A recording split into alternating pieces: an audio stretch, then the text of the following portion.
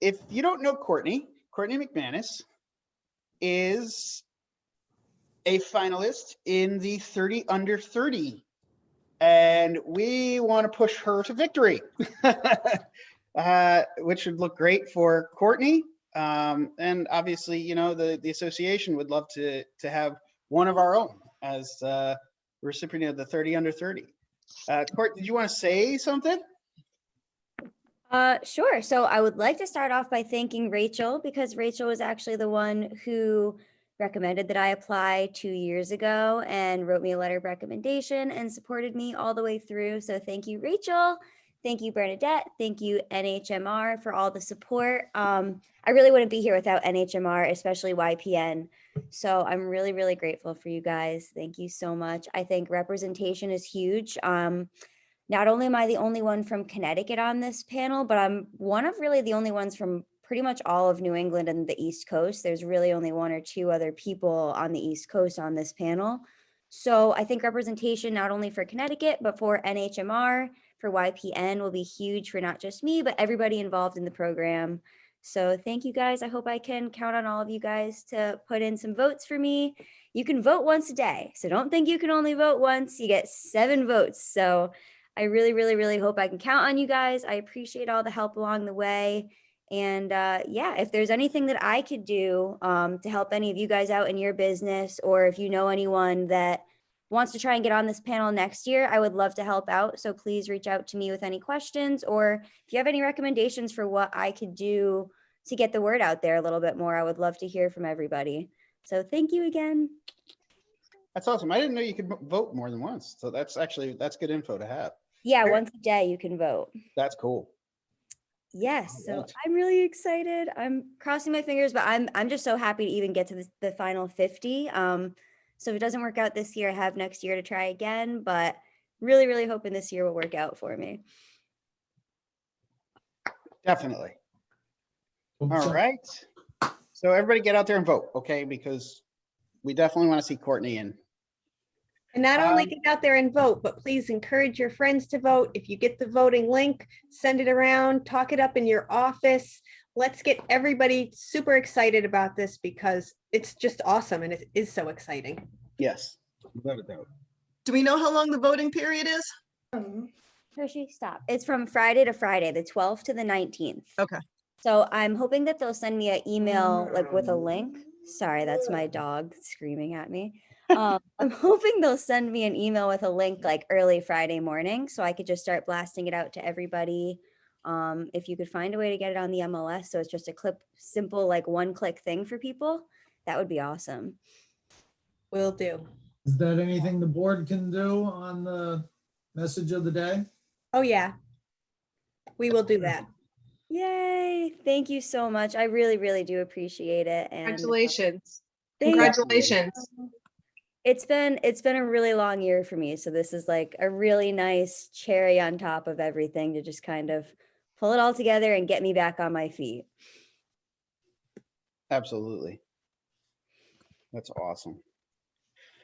Well, with that being said, and everybody getting that word out, I think I'd like to turn this over to Kishore now, who's going to give us a little information on probate. So, Kishore, take it away. So I'm going to start with, this may or may not work. I try, PowerPoint has closed captioning, so if you don't really want to listen to me and you want to read along, I think it works pretty well. So just that little caveat. Any questions, feel free to send them through. I do have a second computer set up so I can actually see them and I'm not blocked by the PowerPoint. As I was telling everyone, if you ever do a presentation, when you have dual screens, PowerPoint will take over both screens. So it's recommended you log into another device. So I have my iPad sitting next to me with the chat feature open. So if you have questions, send a message and I'll try to answer them. If not, we'll set up another time. A little bit about the firm. So we're Connecticut real estate closing attorneys. We only do residential real estate closings. We do handle probate matters, but it's only for our real estate clients, really. really trying to drive home the point. Real estate's what we do. We know it well. Why you need to use us. We embrace technology, not technical. I typed it up late last night and didn't catch that until just now. But we embrace technology. We have our own private portal that clients can log into. It's great for us, great for the clients, and it's actually good for you guys too, because we can e-sign documents and get documents e-signed, so we don't need to bother you when we want something e-signed. Our agents and our clients have told us that we have we're dedicated to our clients like no one else in the business, right? So we'll go above and beyond. We'll continue after we close to help our clients.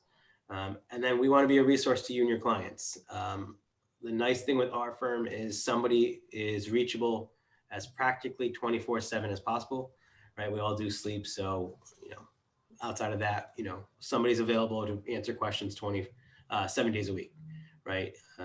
All of our direct lines in the office roll to our cell phones. So we are reachable. So brief overview of what I'm going to cover today are the different types of probate matters. What does it mean when when is a property subject to probate, and what does that mean for you guys? Common issues we come up with, and then kind of some tips as to where to go to get some probate leads. I'm guessing mostly everybody wants to know the last one because that's important. All right, so I'm going to tell you basically what the major types of probate that you guys will be dealing with, and then I'll go through in a little bit of detail, explain them a little bit more. So the first concept is conservatorships. We have guardians of the estate, and then you have decedents estates, which break down into intestate and testate estates. And I'll explain what all they mean and how they're affected by probate.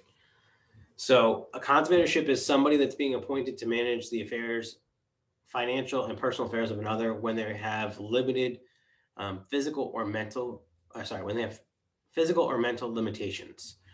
Typically you're looking at, seniors that have dementia or some sort of other mental health condition that prevents them from managing their own affairs. So as an agent, who you'll be dealing with? You'll be dealing with that person's conservator, right? Whether it's a professional, a family member, or somebody, a family friend, right? You're going to be dealing with the conservator. That person has the right to sell the property on behalf of the conserved person. The individual that owns the property has no right to sell anymore, which is important because you're not going to go enter into contract with, 1 second. For my client, we're done signing. Yep, guys, give me 1 second. She brought 7,000, so whatever the difference is, she cost me 61 something. Yep.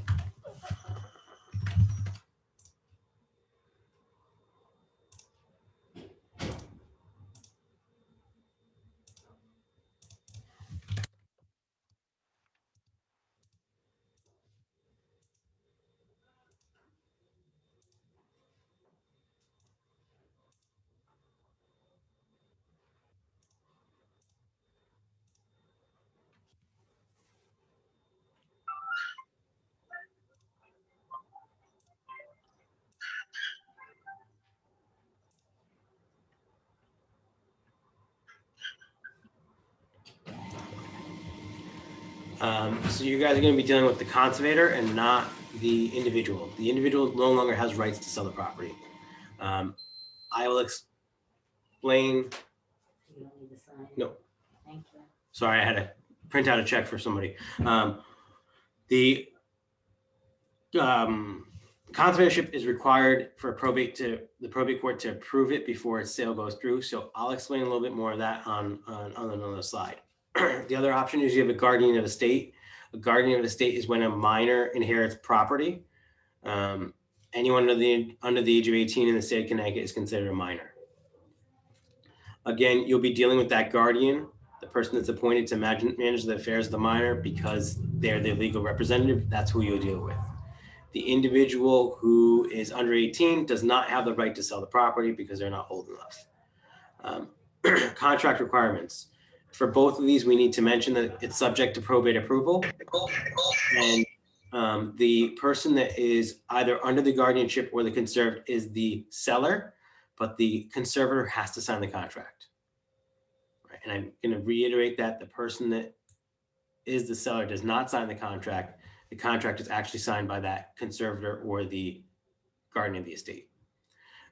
Just because everybody deals with powers of attorney, it's the same concept with the seller, right? The seller is going to be somebody that's not signed the contract, is going to be signed by a power of attorney. The power of attorney's name is not going to be listed as the seller.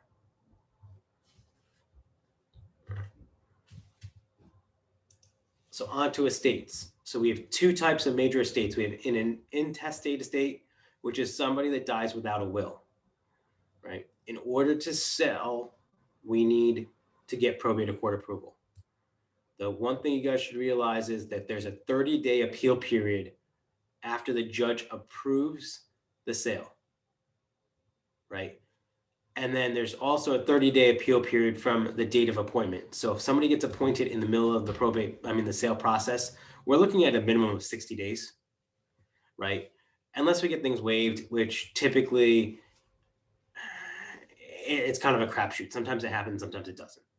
But you have a 30-day appeal period. So our closing window now went from being maybe a quick 30-day closing to 60, 90 days. Because most attorneys will not even request the approval for the probate court until we have a commitment, right? So now your closing just got a lot longer. Testate estates are estates where there is a will. Sometimes in the will, people are given the executor is given the authority to sell the property without probate approval. If that's the case, it's easy. We need to get paperwork from the probate court, removing that person's name and making it work. If there is no authorization, then we have to go through the same process of applying. The one thing that's really important to note is out of state of appointments. So let's say somebody dies in New York, resided in New York, they owned a property in Connecticut, they get appointed in New York. They cannot sell the property in Connecticut until they get appointed in Connecticut and do the paperwork in Connecticut. I can't tell you how many times people are like, but I'm appointed in New York. I don't care. The court doesn't care. They need to be appointed in Connecticut. So make sure that that's something you're aware of. Whenever dealing with any of these probate matters, I highly recommend you, as soon as you go and sign the listing agreement, get them in touch with an attorney. They should really start be working on this from day one, from the date of listing, rather than the date of contract. It saves some time, right? Because if we have a 30-day appeal period and you list it and it takes some time to sell, at least we've gotten some paperwork started and we know where we're going. All right, so I told you the same situations where you need probate approval. It's where there's an estate where it's an intestate estate or a testate estate where the will does not give the power to sell. You have a conservatorship or a guardianship. You will need probate approval. If anybody gets a file that they're dealing with somebody with a will and they want me to look at it, I'm happy to look at it, even if it's a file that I know I'm not coming to work on. You just need some advice. I'm always here to help you guys. So feel free to use us for that. So what does it mean when it's subject to probate approval? Well, it means that the probate judge has to sign off on the sale. The probate judge, you guys have to realize, isn't concerned with you, isn't concerned with the executor, isn't concerned about the buyer, not even concerned with the attorney. Their main job is to make sure that the estate's not getting screwed, right? So if you have a property that's listed and it's sells in one day and it's severely under market price, the judge can say, well, we're not going to approve it. The judge can ultimately say, we're not going to approve it. We're not going to allow it to go through. I've had it happen once where the judge said, if you want to buy it, you got to bring $50,000 more to the table because the property is worth a lot more than you're buying it for.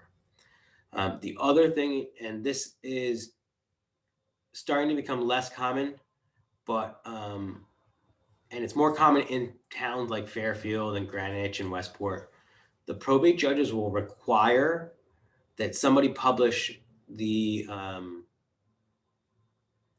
notice of sale in the newspaper. And then you have a free-for-all because any member of the public can come and bid on that property. We had one where we had a conservatorship. The court said we had to publish in the newspaper. Somebody showed up the day of the hearing and now forced the buyer to pay an extra, I think it was an extra $100,000 because there was a bidding war. How each judge handles that is very differently. Some judges require it to be open and anybody can come in and see. Anyone can see what the bids are, and others we do sealed. In the situation I was talking about, we did sealed. The judge and I went through by ourselves and opened all the envelopes for the sealed bids and discussed what we thought was the best option. I had a personal relationship with that judge, so it was nice. We were able to go through it together. Normally they kick me out of the room too. And the judges won't listen to my opinion, but it goes to the best offer. Not necessarily the highest, right? It's just the best offer. Typically the judge is looking at who can get it closed quickest, who's putting the least amount down. Do we need a sale? Do we not need a sale? The more variables that make it open for the deal not to go through, the judges aren't going to take. All right. So now that everybody knows when they apply and what it means to get probate approval, what are some of the problems we come up with? Biggest one is time delay. I just told you it's at a bare minimum. If somebody wasn't appointed, we're looking at 60 days. I'm going to go back for a second to this actually.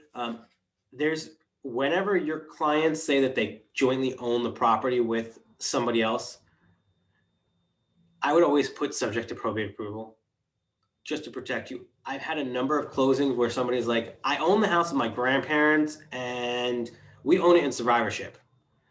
Lo and behold, we get the deed. Wasn't survivorship.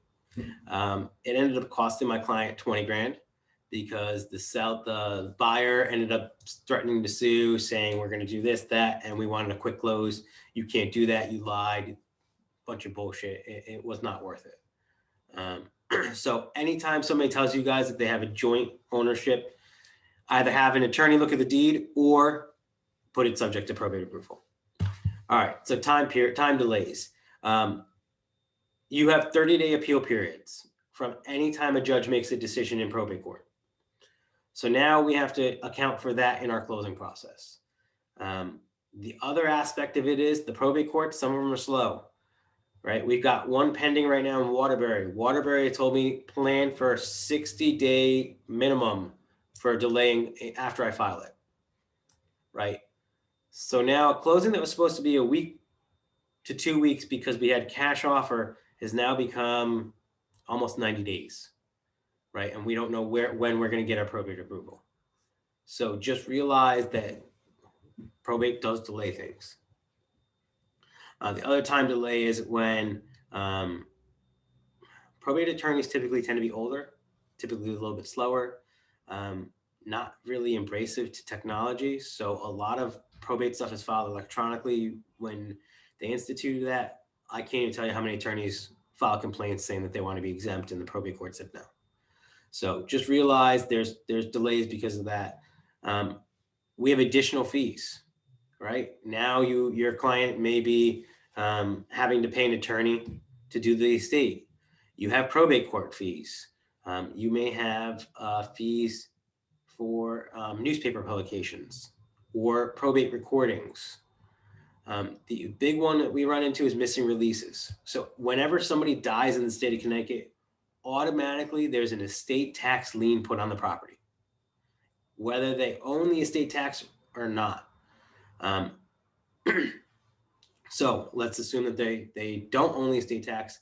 We still need that paperwork to clear up the land record, so we can't close until that's resolved. The other problem with that is if there is estate tax liens, what happens is when you file with the probate court will automatically inform DAS, which is the state association that looks for open balances owed to the state of Connecticut. So if somebody owes the state of Connecticut money, they will be notified. So you may end up having a problem there too, right? Clients don't typically know.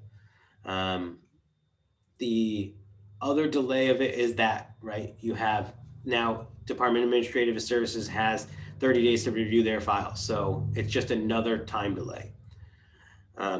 If somebody does owe estate tax, right? Now we're dealing with either the federal government or the state government, and that takes more time because now those releases have to come from them, not the probate court, notifying everyone that they no longer have any debt related to that.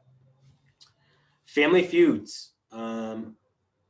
So for anyone that doesn't deal with probate, the biggest thing that comes up with probate is, mommy loved you more than she loved me, so I'm going to make your life a living hell.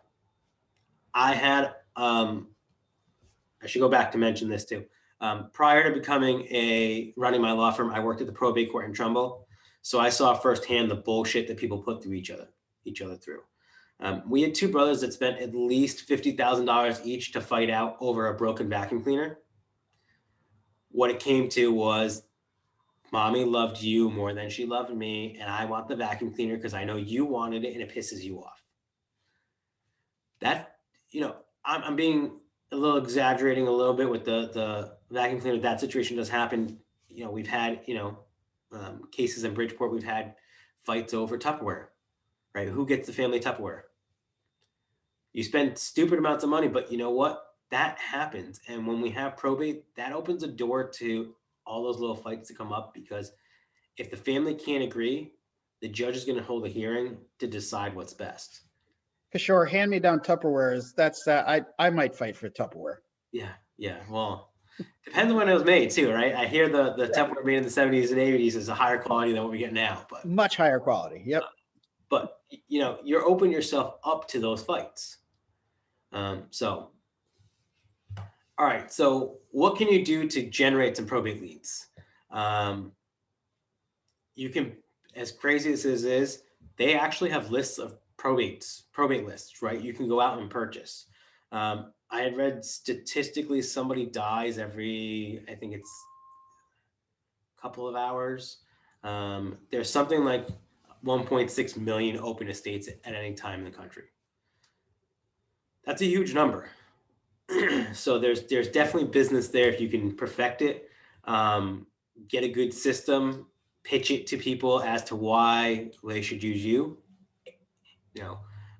In just doing some basic Googling, I found out there's actually, not in Connecticut that I found, but in other states, there's actually realtors that all they do is probate, and they've built a nice little business. So if that's something you want to learn more about, do some research on your own. I'm not the expert on that. I can't help you. Sorry.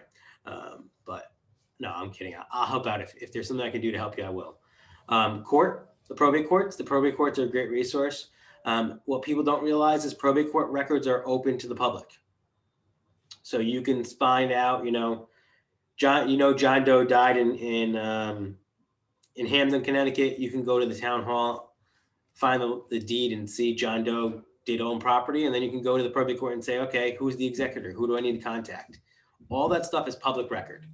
If anybody wants a lesson in that, I don't mind going out with you, spending a day with you and helping you do that. If that helps us build a relationship, I'm more than happy to do that. Obituaries is a great place to stay. See, they're also public record. They're published in a newspaper or on the funeral home's websites. There are websites that have obituaries as well. I know it sounds a little morbid to go through and search obituaries and reach out to that way, but you know what? If you think about it, who's going to be motivated to sell? You own your own house. An aunt or uncle passes away, or mom and dad passes away, and you don't want that property. It's a burden on you, right? You have your own house. You want to get rid of it as quickly as possible. Yeah. You realize you can get some money out of it. Great. But the big thing is you don't want to have to maintain it. And that's really the big thing. Attorneys. So I have 3 different categories of attorneys there. Each of them probably can help you out. So I put estates. It's really probate attorneys. Probate attorneys are going to be the ones that are handling all that. There are firms that just focus on that. Get in, build a relationship. Again, if there's somebody you think that'll help using my name, I'm more than happy to make some recommendations. You got to come to me though. You got to do the research. I'm not going to just hand out names to you guys because I work with too many people and I don't want anyone being offended. Estate planning firms, those are the guys and women that are going to be handling the stuff beforehand, right? They're making the plan. They may be a good resource. Elder law is also a great resource. Twofold. One is you have someone that's going into a nursing home or a facility needs to sell their home. That's a great resource. The other way is they know people that have passed. Financial advisors are huge. When I had focused on probate, that was my biggest referral source, right? Like you guys are my referral source now. The financial advisors were my referral source to deal with the estates and to deal with estate planning. They're the people that know when somebody dies, right? They get a call. They are going to issue the life insurance policy. They're having some involvement. And, you know, I was typing quickly, professional conservators, not converters or whatever the hell I tried to write there. A conservator is, a professional conservator is going to be, typically there's law firms that handle it and there's lay people that build practices. They're going to be coming into people that are conserved and need to sell their properties because they're going into a nursing home or they don't want to manage it.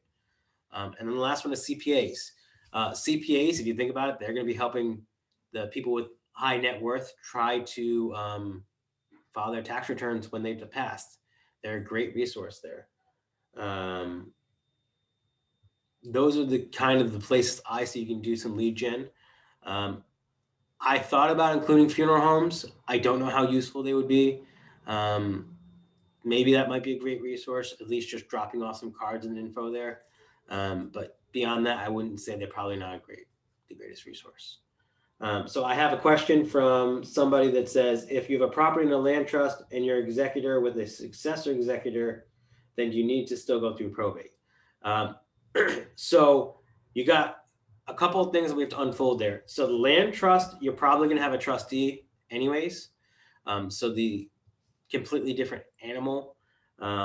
You don't need probate approval for most land trusts, but the executor and the successor executor. So it depends on the will. So if the successor executor is named in the will and the will gives them the authority, they can then do it without probate approval. And what a successor executor is if I'm appointed as the executor for my parents' estate and I predecease my parents, I'm up there, I can't be appointed. Or I choose, I don't want that responsibility. And I really don't want that responsibility. And I know it's going to be on me, but that's a little side note. It's a lot of work for an executor. So I say, you know what? I don't have time for this. I'm stepping out. Go to whoever's next. The will may name somebody next. It may not. If somebody's named next, then it will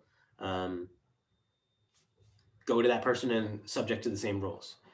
If somebody else has to be appointed, the probate court then will require that they get a probate approval before selling. Dallas, I see that you have a question. Do you want to unmute yourself and ask? Do you want to type it in?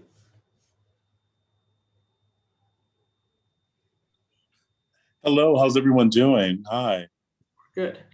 Hi, Dallas. Thank you. Hi, congratulations. I'm sorry about that. I'm like here right now on a building site with the client. So just wanted to say hello. It was really loud just a few minutes ago. But yes, I am selling a property that is a duplex, and I'm selling it for my client who is now the executress. So she was able to get everything, taken care of through probate. And now she is the executress of the estate. We have one unit that's vacant. We have another unit that is currently occupied by a tenant. The tenant is 80 plus, and she basically is a he said, she said situation because the tenant has been there for 42 years, and she said that the landlord, who's now deceased, said that she can stay there until the rest of her days. The executress is firmly disagrees with this, doesn't have anything in writing to prove this. We now have all types of buyers who want to purchase the property because it's in an ideal neighborhood. So anyway, my question to you is, all of the tenants, the people who want to purchase, they want to put some type of clause into the contract and the special provisions that just basically says that you'll do everything you can to make sure the tenant is gone. Well, as we know, we are up against a few things. The governor's memorandum has the evictions, which are being extended until April 30th. So we really want to sell this property. Clients who want to purchase it are purchasing with an FHA loan, so they have to have someone in there who's paying. My question to you is, how do we deal with this tenant? We tried to ask her if she's going to leave, and she's like, no, I'm not going to leave. So we just want to know, how does this work in a probate situation? Thank you. So in terms of probate, it actually doesn't make a difference because you're just going to need permission to sell from the probate court. My understanding though of the April 30th rule is you can't evict anyone for non-payment of rent, right? But she doesn't have a lease anymore, so you could evict her for basically squatting, right? You notify her that she's no longer allowed to stay. You do a eviction for, basically you're evicting her for the passage of time, that there's no longer a lease. She's beyond the lease and we want her out. I'd highly recommend you talk to a landlord tenant attorney. I'm not a pro in that area. I know I know the basics. But that's what my recommendation would be is, talk to a landlord tenant attorney. But my understanding of the March 30th is only for non-payment of rent. So you could evict somebody for other purposes. Very good. Thank you so much. No problem. Any other questions? Yeah, I have a question. I'm trying to close a probate deal right now. Run into a couple issues, like you were just saying, family feud. So this man, he had a couple children of his own, a couple stepchildren that he raised. So now we're getting ready to close, and when going to clear out the house, all of the kids are arguing over what's in the house. Mind you, there's nothing of really any value in this house to begin with. It's completely trash, needs to be completely redone. It's pretty much a tear down. We're at a place now though where one of them put in a motion to have a court hearing for the judge to decide who gets what. And in that case, my client's rate is now expiring. So the lender said to me, well, the rate lock ends at the end of the week. So our client's going to have to pay, every day for this rate extension. And my argument to him is, well, if you knew this was a probate deal, why was there only a 30-day rate lock put on this to begin with? That should be on you to pay for the extension now. So now I'm kind of going at it with the lender, trying to figure out what we can do about this extension. And he keeps saying, well, the sellers are the one that's arguing. They're the one holding this up. They should be giving the client a credit at close. So do you see situations like that where sellers will grant buyers a credit because the probate's being held up in court? Well, I've seen sellers give a credit. You're not going to get probably much because they're already fighting the realistic side of it. And then you're going to get, so let's just say this way, I'm on the selling side. I'm going to tell you to go F off. Yeah, exactly. And that's because it's subject to probate. And that's it, right? We can delay as much time as we need to. It's not my problem that your client didn't get a rate extension. Right in the contract that will accommodate sellers on closing too as well. So me and this lender now are like at war because I'm like, this is your fault. This is on you. But that's what I would say, why not? So my thinking outside the box is, how much would a storage unit cost? Does it make sense for this buyer to just be like, listen, I'll give you $500 for a storage unit, put all the shit there and call it a day? Or, the attorney, somebody can cover a $500 cost for a storage unit somewhere and put all this stuff in storage and get it done quicker, and then they can fight about it afterwards. Yeah, that's a great idea, actually. I didn't even consider, I'll pay the $500 for storage at this point just to get it closed. That's a great idea. But my thought is the house has nothing to do with the stuff in the house. Like the stuff inside the house has nothing to do with the house being sold. Yeah. In the sense that you just need the house empty. You don't care where the stuff goes. If it goes in a storage unit, that works. And I didn't say the realtor because I don't like spending your money, right?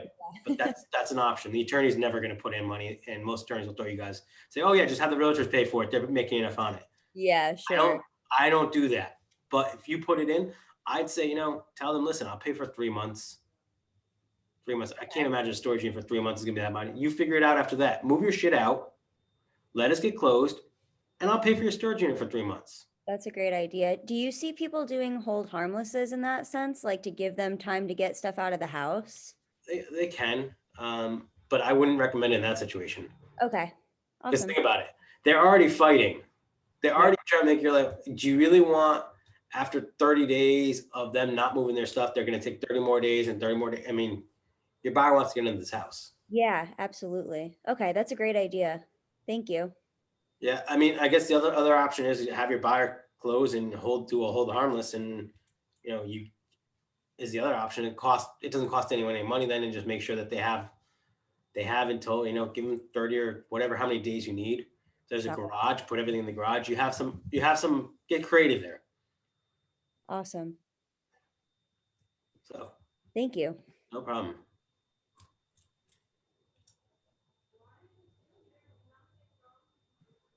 So, yeah.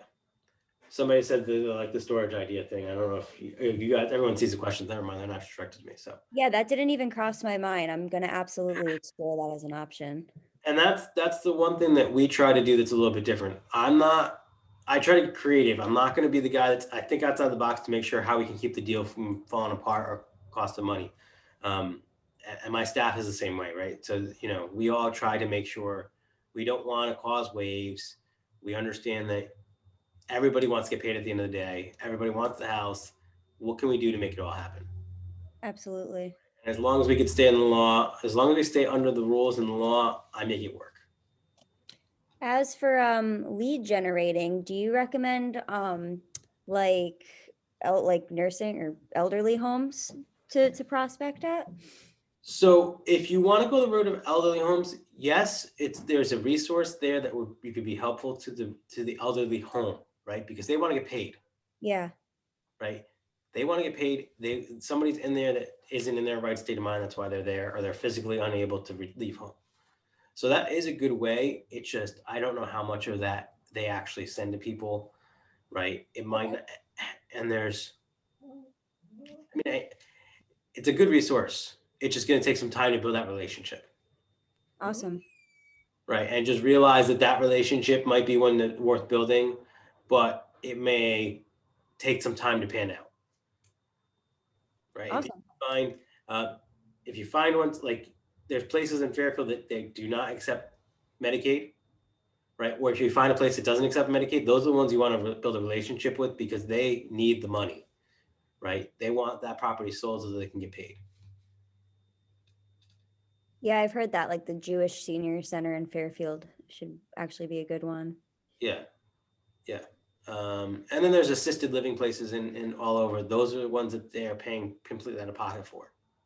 So that those are the relationships you'd want to go after because it's going to be something that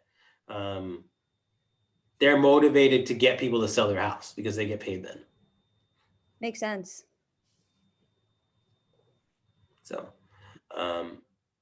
any other comments, questions, need some help, advice, whatever?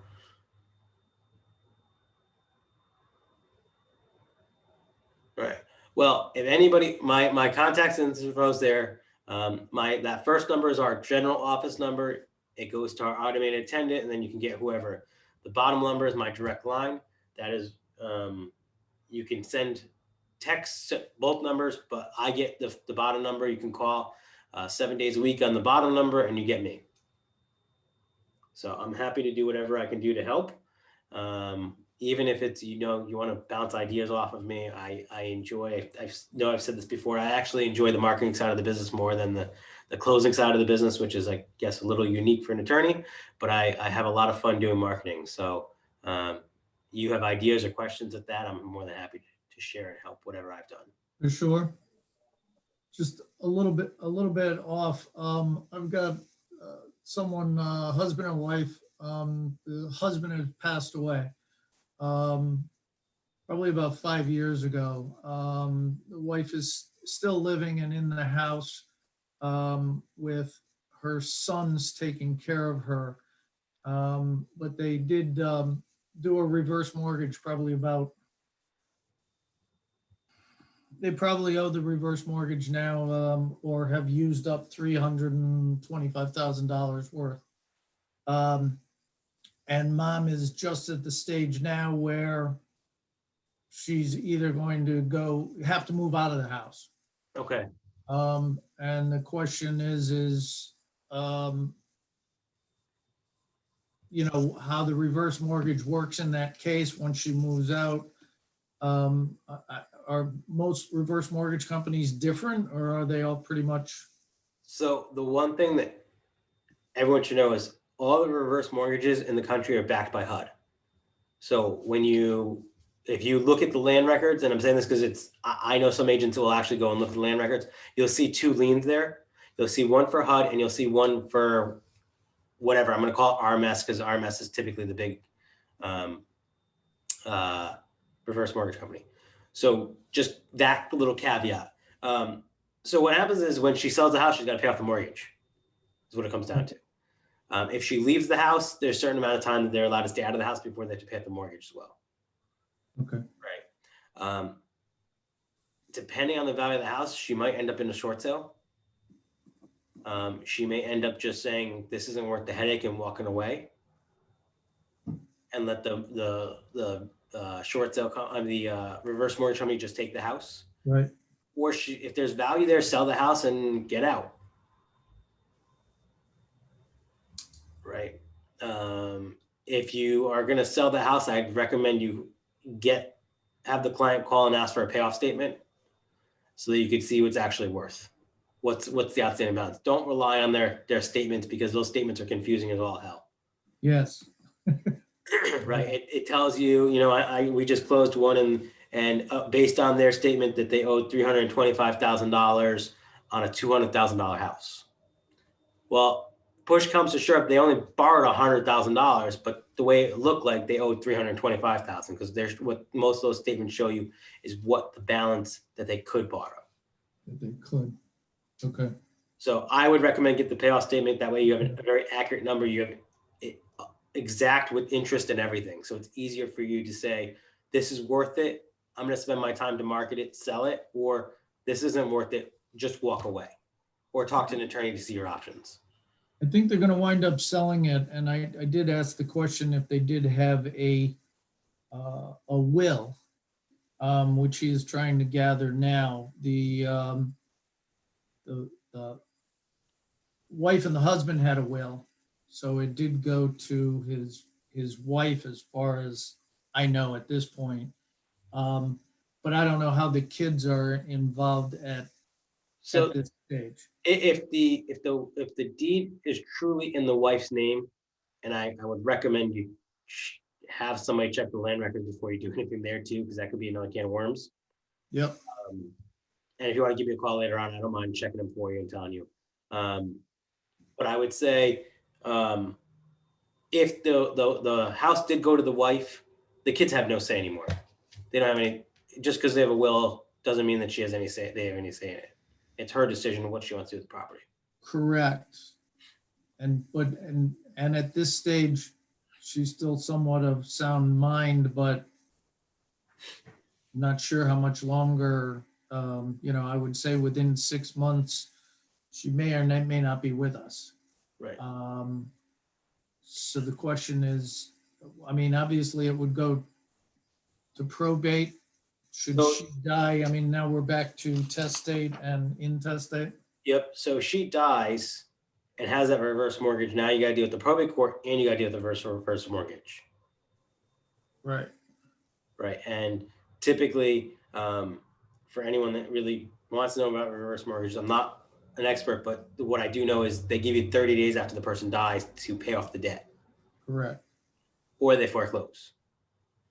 Yeah, I've noticed they're not really that friendly. And they don't care what's going on. They're going to start that foreclosure on day 31. The only nice part right now is with COVID, foreclosures I don't even know if they're getting filed or not, but they're slow as can be. Okay. So, I would say after she passes, you probably have, another 90 days. They won't even care if you're negotiating a sale, right? They'll still start the foreclosure. Right. And since the reverse mortgage and the deed was in her name, she can't assign that or do anything else with the kids at this point. She's on the hook for the. She could, but it's going to be a pain in the ass because you're still going to have to deal with the mortgage company, the reverse mortgage company. So right. The best thing to do is have her sell it. Sell the house. Yeah. Okay. Thank you. No problem.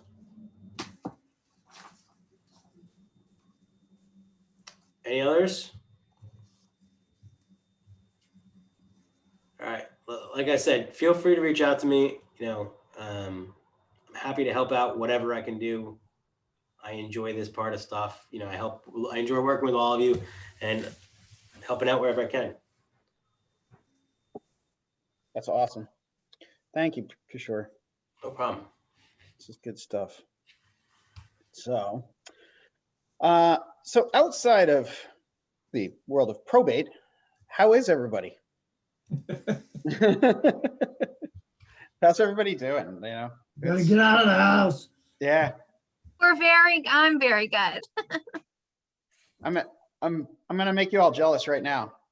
Oh, you know what? I'm gonna take it back for a second because I have a question that came Oh. through that I didn't see, and I don't want to leave anyone hanging. So somebody asked, if I have two borrowers on a reverse mortgage and one dies, how does the other have to pay back the loan? And if the company is sending statements only to the decedent name.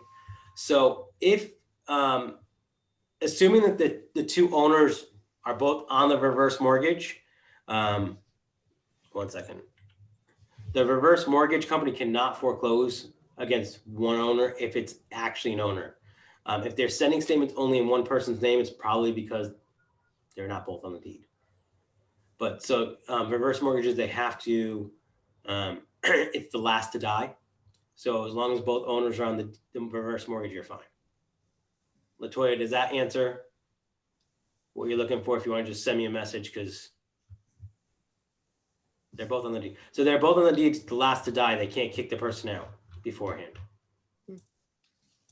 So I hope that answers your question. If you want more info or have other questions, feel free to reach out. Sorry, Doug.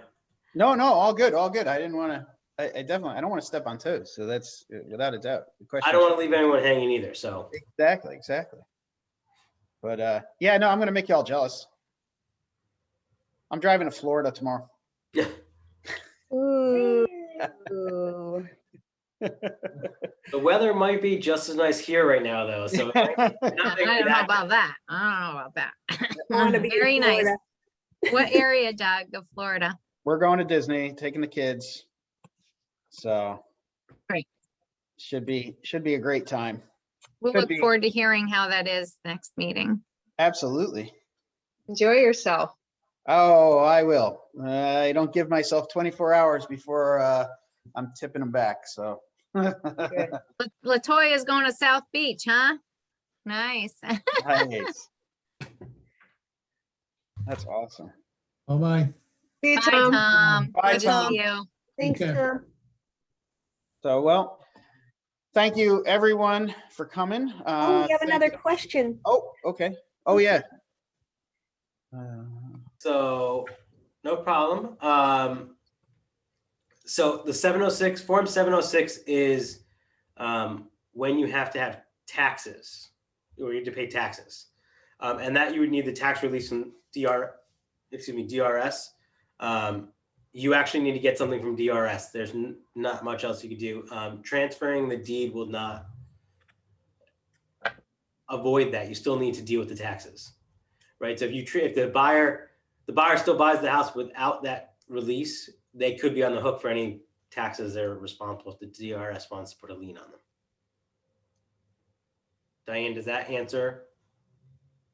Or is there still questions that are pending with that? I'm sorry, I had to unmute. No, I've got a coming listing. Yep. Where it's the surviving widow. Okay. That is the current owner. When the attorney told me when the husband passed, he filed a Form 706. The reason why it came up is when I pull public records online, it shows the husband and wife still listed as public records. So that information just might be outdated, or it might not have ever been a new deed filed. But he said he filed it. But now I'm selling the house. And the son is the power of attorney for mom, but she's also in hospice. So I want to make sure that we don't have multiple complications. Yeah. I would think if you want me to help out, I can give, if you want to give me a call, I can kind of walk you through some resources so you can find out. This one's going to require a little more finesse because you're going to have to find out first if something was filed at the probate court, and then find out where it was done. A lot of times what ends up happening is attorneys don't file things in land records because they get Mhm. lazy. They don't. Mhm. What everyone's got to realize is my license says I can do whatever type of law I want, right? So if you don't, you can try to do everything and screw everything up is what it comes down to. And Mhm. Right. I mean, I've got to create a situation where it's okay for the son to sell the house, that makes sure that he can sell the house for mom, but make sure that she has title properly to begin with. And then if there's a probate situation coming up, potentially that, yeah, it could be complicated right. or it could be fine. I just don't know. Yeah. That's And if you want to either give me a call or you want to send me people's names and address, I can look stuff up for you guys and look at it and tell you, give you some better answers. So I'd be happy to help you out with just answering I some questions. If you want. appreciate that. Thanks a lot. No problem. Thanks. So, and if, like I said, if anyone's got more questions and you didn't get a chance to ask them, I don't mind sitting down and, doing one-on-one and or answering some questions over the phone. I try to make myself really approachable and available. Before we did break off, I did want to, Mary Ellen, I just saw you were in. Did you want to say anything? We did recognize our sponsors earlier, but would you like to say a word or two? I'd love to. First of all, thanks, Kishore, for your presentation. It was really wonderful. Even though I'm not in the same category as the realtors are, it's still interesting to know the ins and outs of probate, because I know it can be really confusing. So thanks for that. And thanks everybody for anybody that's been referring their clients to us. We're very, very grateful.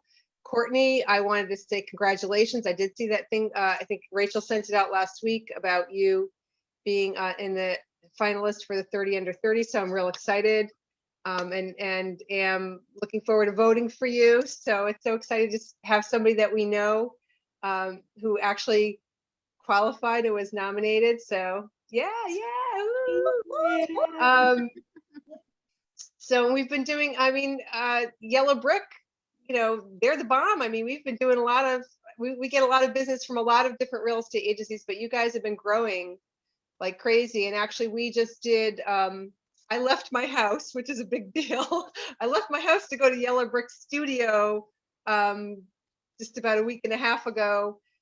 Me and our team, we went over and did a little, they taped a video of us. We did a Zoom meeting with all the realtors who we wanted to introduce ourselves to the people that didn't know us. And we also just talked about the importance of the home inspection report and how to look at it and how to read it and why you should review it and how you should review it with your clients and the importance of that, because you'd be amazed. People pay for a home inspection and they don't use it. They don't read it. And then it can get them in trouble later, or they're looking to blame somebody when the information was right there all along. So they recorded it, and I think that Alex, their video guy, is going to be releasing that as soon as he has everything together. So we had fun.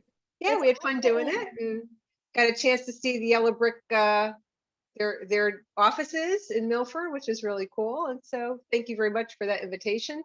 Did you see So Moose? everything is good. Everything's good on our end. We're doing well. We actually are training another person who's a veteran, Mike Zalewski, and we have another guy named Alem, and I'm trying to remember Alem's last name, and I have to apologize to Alem.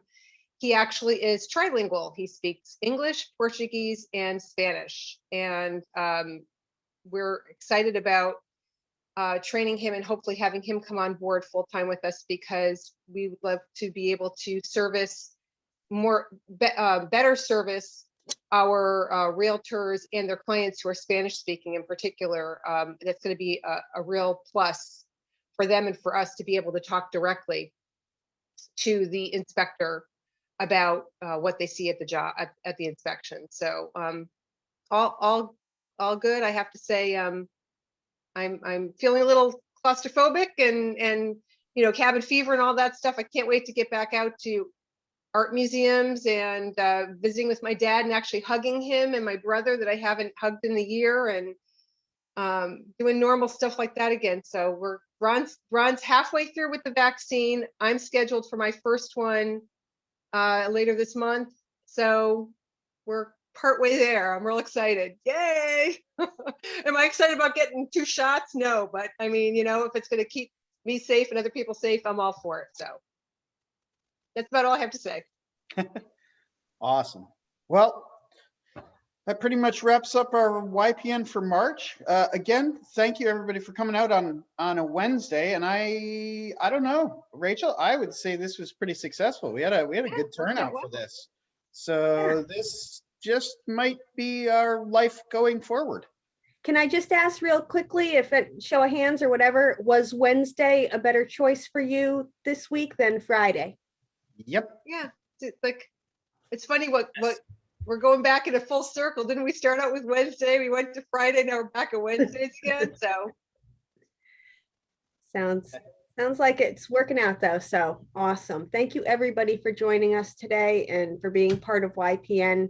It is one of my favorite parts of my job to be in this particular group, and all of the inspiration I've received and the great energy that we share here. So thank you so much. Yeah, thank you everyone. thank you, Rachel, for all you do, and Bernadette too, wherever you are. Here. Thank you. Have a good Bye, week. everybody. Good All seeing right. everybody. Take You care, too. everyone. See you in a few weeks. Okay, April sounds good. Stay 14th. well. Stay safe. Bye. Stay well, everybody. Bye.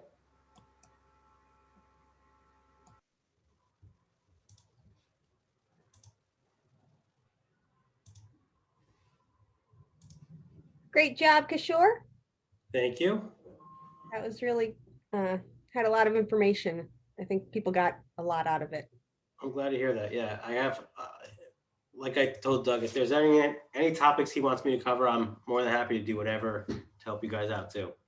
So, perfect. You, Rachel, you muted yourself. Thank you.